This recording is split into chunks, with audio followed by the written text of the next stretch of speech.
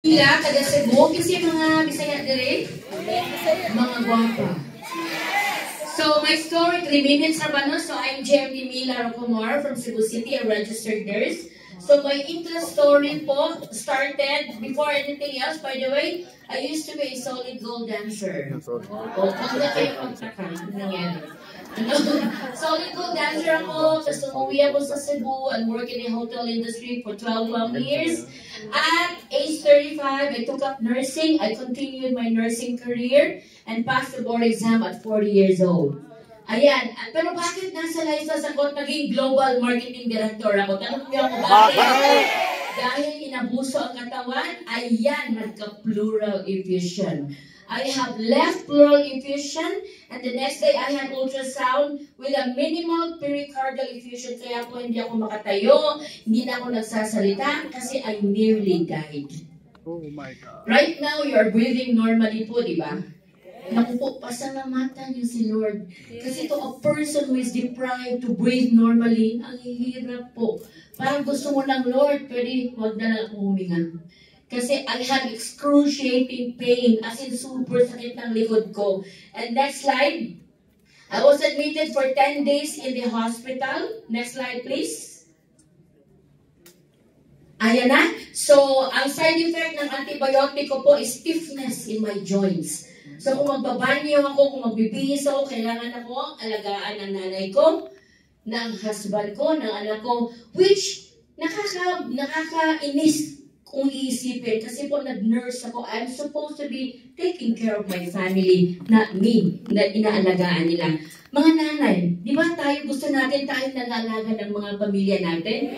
And this time po talaga, my husband was holding my hand. Sabi niya, Mommy, hold on. And even my daughter ran into my deathbed and telling me, Mom, you have to stand for us. At dito napaisip ako talaga na I was really trying to give up my life, but that time, nung sinabihan ako ng anak ko na, Mami, huwag kang bibitaw. Doon ako parang napaisip ako na dapat talaga ipaglaban ko ang buhay ko. Kasi ang mga anak natin hindi prepared na mawala ang nanay. Kaya nga tayo ilaw na tahanan, di ba? And this time, hawak-hawak ng husband na ang kamay ko, and sabi ko, don't worry, Dad. Ipaglalaban ko ang buhay ko. I'm always grateful sa Panginoon na buhay pa ako sa harap niyo. And ayan, okay na naman ako dito, napainom ng Intra, isang bote na wala yung kilot sa likod ko. And for 9 years taking the product, nako, I'm good. I am really good right now. Next slide. So, tingnan mo, wala kaming pera kasi may utang kami sa hospital, sa Perpetual Succor Hospital. Kaya pag gusto kasi nga, di ba, may paraan, nag-sign up lang muna ako ng 2,000 and ordered 1 bottle of Intrac na inutang. And sabi ko, pag inom ko ng Intrac, talaga yung kirot sa likod ko, right there and then, nawala talaga. As in, nakahagulhul ako sa iya kay GMD Nera kasi siya naghatid ng product sa akin. So, 10 months akong user sa product. Ayoko sa business side kasi I feel it so baduy. Kasi nga nurse ako, magbibit-bit ako ng bote ng Intra. Mayabang, wala namang pera. Kaya, noong 10 months being a user sa product, nag-heart enlargement ang husband ko na breadwinner. Dito natakot ako, sabi ko, wala akong trabaho may sakit pa ako. Hindi pa ako totally okay. Nung nagkasakit siya, sabi ko, gawin na natin ang business para malaklak mo yung product. Kaya umutang na naman kami ulit. Kumuha kami ng Express Direct Package. At ayan, next slide. Ayan ang mukha namin nung bagong pag-inom pa lang. No, nag-Express Direct Package kami ng March of 2016. Next slide. And thankful talaga ako palagi sa Lord. Kasi noong 2023 of April, na-aksidente yung husband ko sa bahay. Na-slide siya. He had left fracture in his left hip. And sabi ng doctor, he has no way to go back to normal na makalakad. Pero ang tiwala ko sa product natin, grabe, pinamassive intake ko talaga siya. Sabi dito na hindi na siya makalakad. 3 weeks, nakalakad ulit ang husband. Imagine that, bakit ba sa doktor? May doktor ba yan? Norway, kasi mamimig sa Simone, no? Imagine, but meron na talaga siyang titanium. But then again, he can walk freely without the crutches anymore. At ang galing na niya sa gabi. Oo. Indog! And the good part is, meron tayong hospital reimbursement pag nag-sign up ka sa Lifestyles. Ginastos namin sa operation is $500,000. Hindi walang problema. Ang kagandahan, binigyan tayo ni Lifestyles ng reimbursement of 100,000 pesos. Grabe, no? Kaya kayo hindi pa nakainom, uminom na kayo ng Lifestyles products. Next slide. Kaya, tinodo ko ang mission. Kasi we are in a mission here in helping people live better every day. Kahit brown out ka lang, mag-GGMD ako. Kaya, ayan, tinodo ko talaga. Wala akong pakialam kung magtatawanan nila ako na, pwede pakiulit.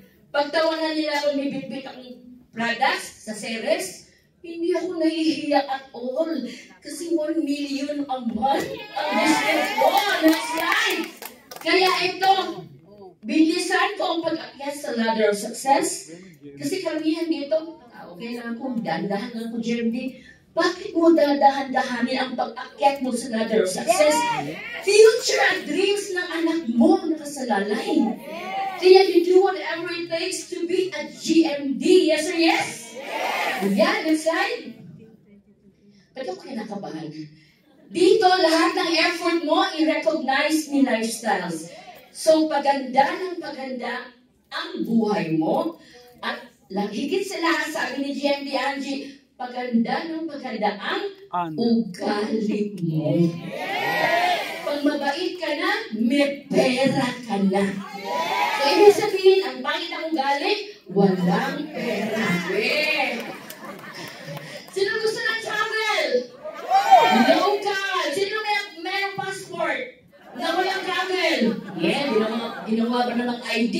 So, dito sa Lifestyles, you can do whatever you wanna do. Next slide.